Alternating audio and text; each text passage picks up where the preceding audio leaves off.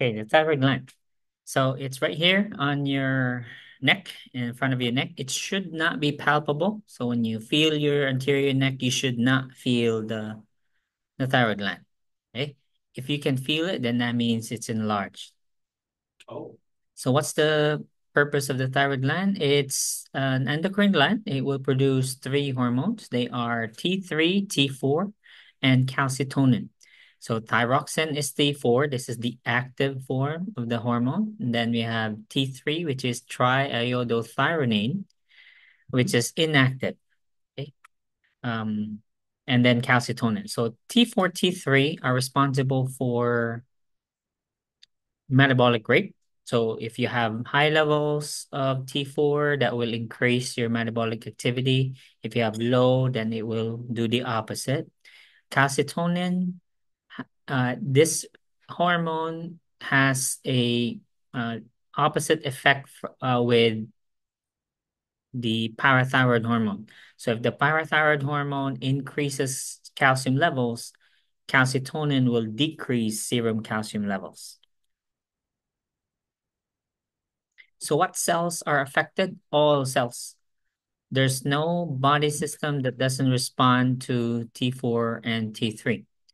So no cell does not need T3, T4, right? Technically, it's not necessary for cellular function, but T4, T3 determines metabolic activity.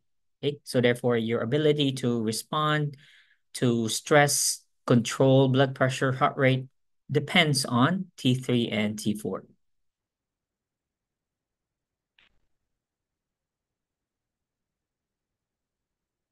So let's go straight to the you want me to review anatomy, physiology?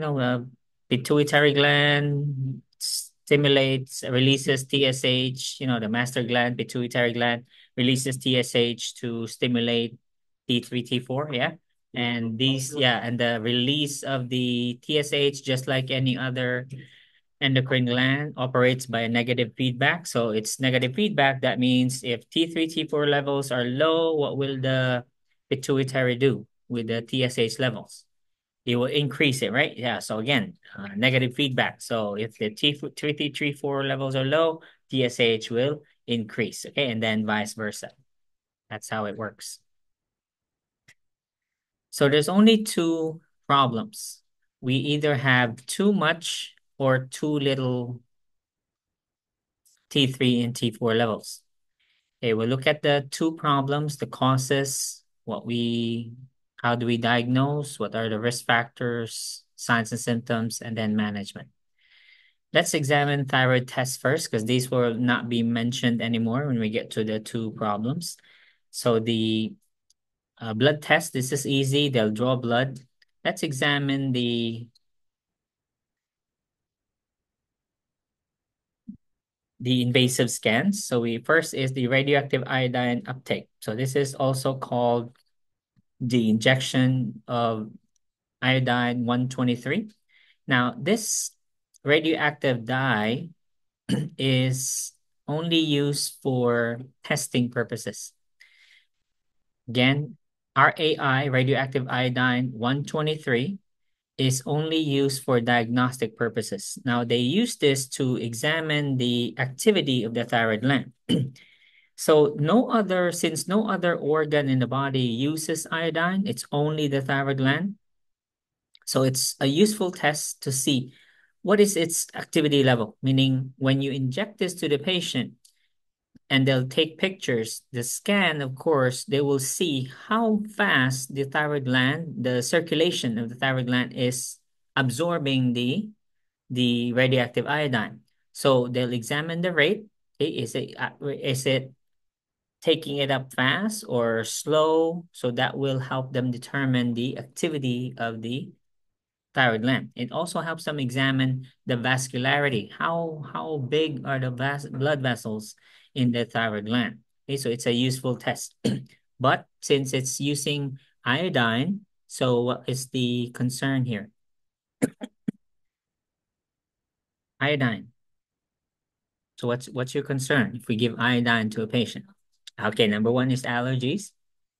What else? Since it's radioactive, So what's a concern? Okay, so make sure if it's a female patient, we make sure.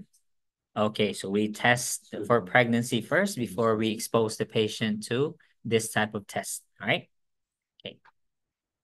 Another term for this is thyroid scan. So when you say thyroid scan, that's referring to radioactive iodine therapy. Okay. I mean, 123. There is a RAI 131, which is a higher dose. So 123 has a short half-life. It doesn't stay long in the body. It's um, eliminated by the kidneys in a few minutes. Okay. RAI 131, which we'll talk about later under management for hyperthyroidism, has a longer half-life. That one, that radioactive iodine is used to treat hyperthyroidism and also thyroid cancer, right? So the number makes a difference, right? There's also a biopsy, and we already mentioned about the scan. And that's it. We really have no role in the testing. I'm just describing to you so that you can reinforce it with the patient. So first problem is hypothyroidism. There are two forms of hypothyroidism. There's primary, also called autoimmune. If it's autoimmune, then we call it Hashimoto's disease. Okay, so this is the most common form. So since it's autoimmune, do we know what causes it? No. Most affected gender is female. So majority of your hypothyroid patients are female. Risk factor is, besides gender, is the age. Now this will affect age between usually middle age. If you look at the risk factor here, mostly ethnicity doesn't matter. Ethnicity doesn't. There are higher ethnicity, but doesn't really, it's not significant. More so than the age. Okay. Age usually around 40 years, so 30 to 50, but most people who get it are in their 40s. Okay. So 40 to 60 would be the peak incidence for Hashimoto disease. The other type of hypothyroidism is secondary or iatrogenic hypothyroidism, meaning it results from treating hyperthyroidism, because the treatment for hyperactive, the other problem here, this is low, right? Low activity of the thyroid gland. If we treat the hyperactivity, the hyperactive thyroid gland, it results in hypothyroidism. So that's the second type. Okay, so again, there are two types of hypothyroidism. There's the primary or autoimmune, or also more commonly known Hashimoto disease. And then later for hyperthyroidism, that's also Graves' disease. Okay, so the secondary type of hypothyroidism is after treatment for hyperthyroidism, which always results in hypothyroidism. So here are the other causes. So like I said, autoimmune, Hashimoto, and then the rest are usually from treating hyperthyroidism, including medications, radioactive iodine, or the anti-thyroid medications, the methimazole and PTU. So including thyroid surgery, okay, or radiation treatment to the thyroid gland. Or it may not be the thyroid gland. You could have a tumor in the neck, and then when you radiate those tumors, then of course it will also affect the thyroid gland, yeah, like a collateral damage. A lesser lesser incidence is iodine deficiency. That's not much of a problem now because we all have iodized salt. So even if your diet doesn't consist of seafood or other dietary iodine sources, our salt already contains iodine. Okay, so it's not really a problem now, but in lesser developed countries, it may still be a concern. Manifestations will be everything is low. So name a body function, it'll be low. So peristalsis, what will happen to these patients' bowel movements? There's constipation, nausea, vomiting. What about their heart rate? Decrease. Their blood pressure decrease. Okay, so their thinking, their cognition. Okay, so they'll be slow to respond. Okay, IQ actually drops here in hypothyroidism. So patients always tired. What about their weight? The gain. Oh, they gain weight even if they don't eat because appetite will be slow here. Decrease appetite, but in spite of that, they gain weight. Okay, because that's how low the metabolic activity of the cells get. So they have cold intolerance, dry skin. Okay, so we have a list here, table or chart. No. So I guess you'll have to chart it yourself. So there's a figure here that will help, but always pick the low for everything, right? So with the skin, for instance, there's the right. So there's pallor, and then the hair will thin out. Okay? There's coarse, dry, brittle hair, and then there will be some hair loss as a result. There's edema. There's also the enlargement of the tongue. And it's so large that it doesn't fit in the mouth anymore. So as a result, the patient's tongue will protrude out of the mouth. They can still close their mouth when they swallow and chew, but when they're resting like this, they'll be In public? yes.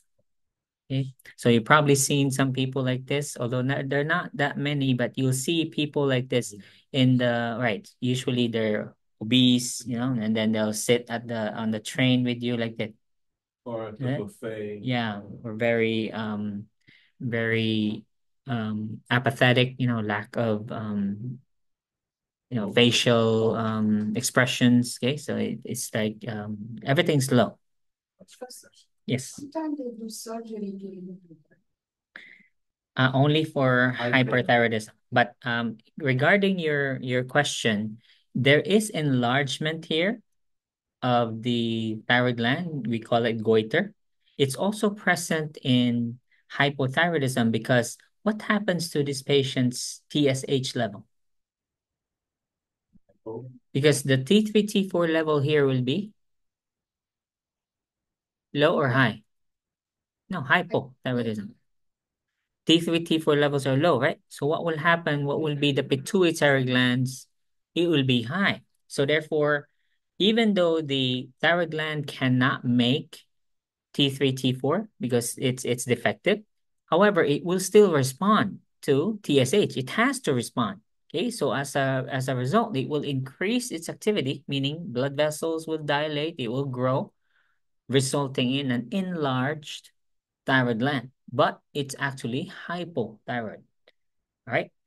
So not all people with large necks with enlarged thyroid gland are hyper. Okay, they can be hypo. Okay, but not all people with hypothyroidism with Hashimoto disease will have an enlargement. Okay, not all, but it can be present.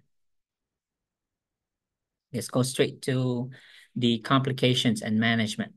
So complication here is if the patient is not treated, lack of treatment could be because they were not diagnosed. Okay, maybe they don't have insurance. Okay, or just not, some people just don't take care of themselves or just don't care, or maybe it's not that. It could be that they have so much other priorities. Okay, so maybe they're the breadwinner, no time to go to a doctor. Okay, or just lack of education, basically.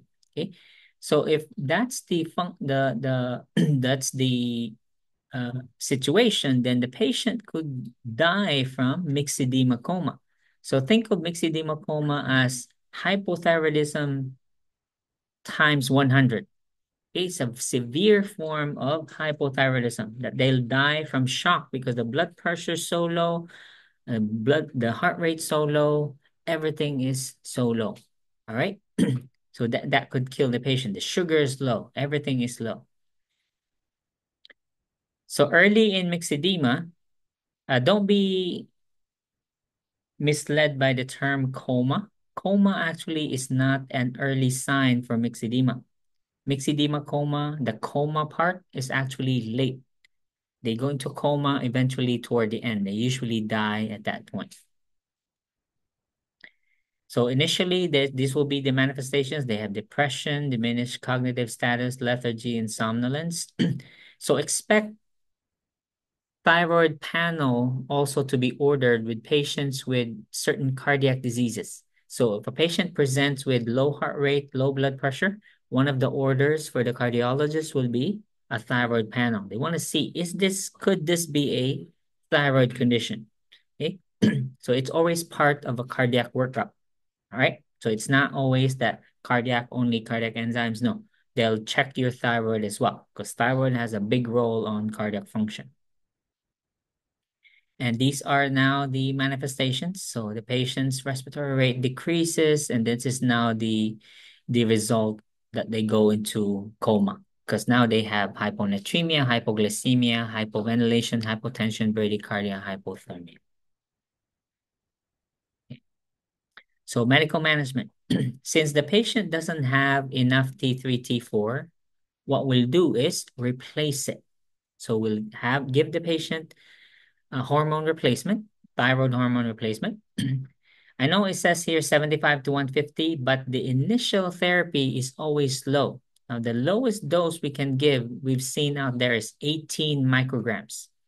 So 18 or 25 micrograms, depending on the patient's height and weight. So who decides, of course, is the provider. Okay, they will consult an endocrinologist for this, although a primary care physician may initially prescribe a low dose, but usually they defer to a endocrinologist, who are the specialists for hypothyroidism or even hyperthyroidism. So the reason why we start at the low dose, because this is synthetic levothyroxine. Now, we don't know how the patient's body will react to synthetic T3, T4. Okay, so therefore, as a precaution, we start the patient on the lowest dose, and they'll stay on that low dose for several months. Okay, it's not weeks at a time, it'll be several months. So it's important for the patient to understand, like, why are my symptoms still the same? Okay, I've been taking the hormones. The reason is, why again? Yeah, we don't know how the patient will react, because as a result here, if the patient, let's say, reacts exaggeratingly, has an exaggerated response to the synthetic thyroid hormone, what will happen? Are they still going to be hypo? No. What will they be? Now they'll have hyperthyroidism. We don't want that either. Okay, so that's why we start with the low dose. And a patient, again, is made to understand that please be patient. Okay, so we're starting this low because we don't want you having hyperthyroidism, then you'll have a heart attack. Okay, so you have severe hypertension, severe tachycardia. We don't want that either. Okay, so we have to start low and go slow. Okay. Of course, during that period, the patient will submit for every few months. The endocrinologist will schedule lab tests for them, okay, to make sure how are they adjusting. They'll examine the T3, T4, and TSH levels, okay, throughout the therapy. And this won't stop. Even if, let's say, we arrive at an exact dose, does our metabolic requirements stay the same throughout our lifetime? It changes though, changes constantly. So your metabolic needs, are they the same today as it was last week? And what about toward week 14, week 15? It will change again, right? What if you get pregnant, you get married, or you get a divorce? Or let's say you lose a baby, for instance. All right. So it changes, right? Metabolic needs change. So does your metabolic rate. So periodically, you have to submit for blood tests to see, are you still taking the appropriate dose? Our main concern, again, is cardiac function. Okay, we're still concerned with pulmonary, of course, all other body systems, but the most critical is cardiovascular function when it comes to hypothyroidism, and the same for hyperthyroidism as well. So here's your warning. Again, we monitor the patient, especially during the initial therapy, to watch cardiac function. Are they tolerating the dose fine? Okay, or is it too much? Our concern really is with too much dosing of synthetic thyroid hormones. And here's your action if it does occur. So immediately discontinue. And of course, always under the physician's supervision or orders. Okay, we look at medication interactions as well. That's why we always consult with the doctor. Okay, what dose is appropriate. And another warning about the hormones is since there are different brands, but the generic name is the same, this is one exception wherein even though let's say four different companies, four different brands manufacture the same generic drug, right? So levothyroxine. So we've got Armor Synthroid, we've got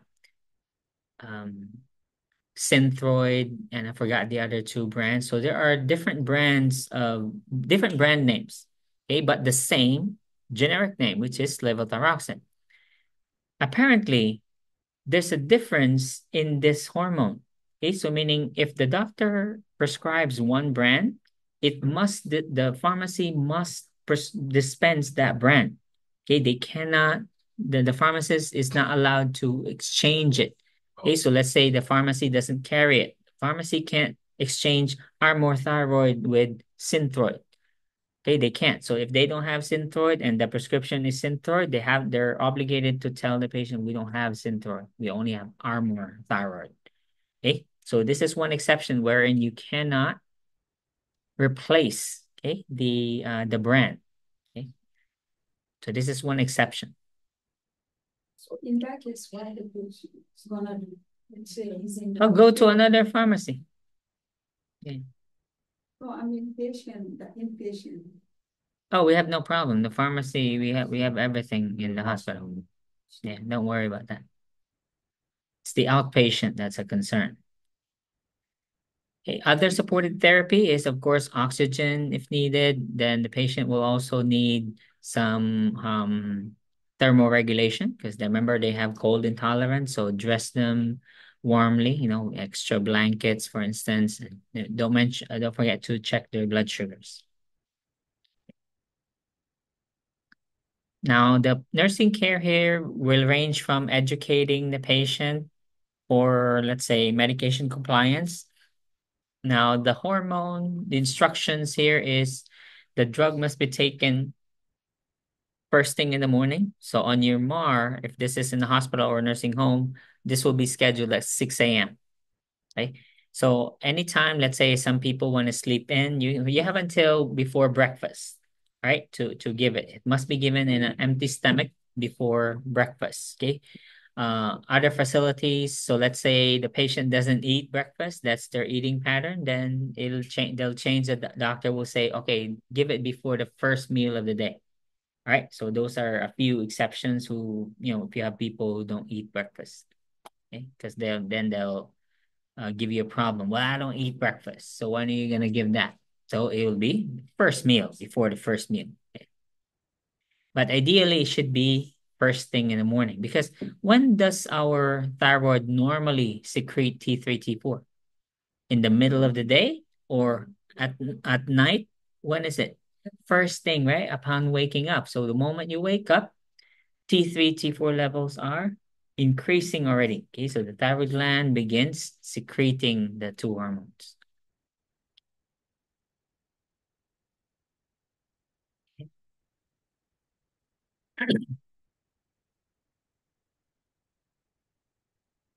So here's your education.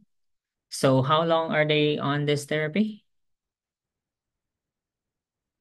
Forever. This is lifelong. So they have to understand this is lifelong. Okay. So therefore, when we get to an instance wherein they're sick, they're too sick to take anything by mouth. What now? Or let's say they're NPO. They're admitted in the hospital. They're on levothyroxine. They're NPO. They have a GI problem. They're going to surgery. So what now? Can they go without these? Like, can we skip it? Okay, this is one of the drugs that should not be skipped. If patients NPO or cannot take anything by mouth due to whatever reason, let's say they're ill, Okay, or maybe they're unconscious. So what now? How are they gonna get their hormones? IV. IV levothyroxine is available. Okay, so make sure your duty, therefore, as a nurse is what? Advocate. Okay, tell the doctor. Okay, hey doctor, this patient's on levothyroxine. We put our NPO, or let's say this patient's unconscious, okay, lethargic, can't take anything by mouth. So the doctor will change the formulation. Okay, give it IV. All right, but that's your you should initiate that. Okay, because some doctors may forget, and you're it. Right, you advocate for your patient. Again, first thing in the morning, full glass of water, empty stomach. Are we clear with this? All right. Again, do not stop the medication. Okay, continue to take it. And then when to seek medical attention. So usually the education involves, let's say, the patient has both extremes. So if a patient now notices signs and symptoms consistent with hyperthyroidism, is that reportable? Yes, that means the dose is suddenly too high. What if their symptoms are worse? Okay, of course, that is still reportable. Two very basic practical teachings we tell them so that they can tell whether it's hypo or hyper is the bowel movement and the sleeping pattern. Let's say your patient doesn't have any medical background, right? Very simple folk. So all you do is tell them, if you notice yourself sleeping more than usual and having more constipation, that means what are these signs and symptoms of? Hypo or hyper? Hypothyroidism. If you find yourself with insomnia and having more frequent bowel movements, what are these symptoms of? Hyper. Okay, so again, two very simple teachings. So sleeping pattern and bowel pattern. So here, weight loss, because again, they usually gain weight, and again, the importance of regular lab testing. Let's go now to myxedema. So if it's myxedema, let's see yes, skipped it. So for the life-threatening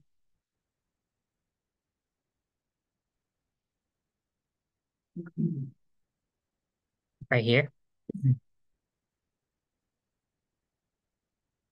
So if they have all of these problems, they're in myxedema coma, they're in respiratory depression because of hypoventilation, they're in coma now, blood pressure's low, sodium's low, sugar's low. So what treatments do you anticipate with these problems here?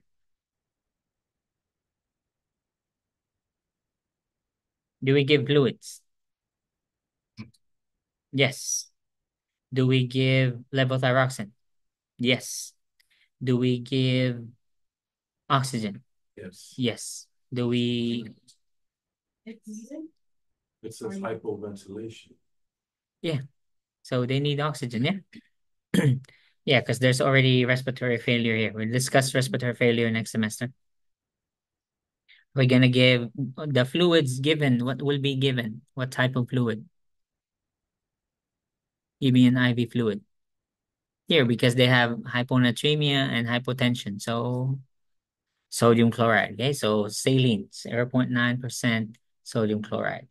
And if needed, I know we haven't done module 8 yet, but the drug given for bradycardia will be atropine. Okay, if the heart rate is severely low. Right, any question on hypothyroidism?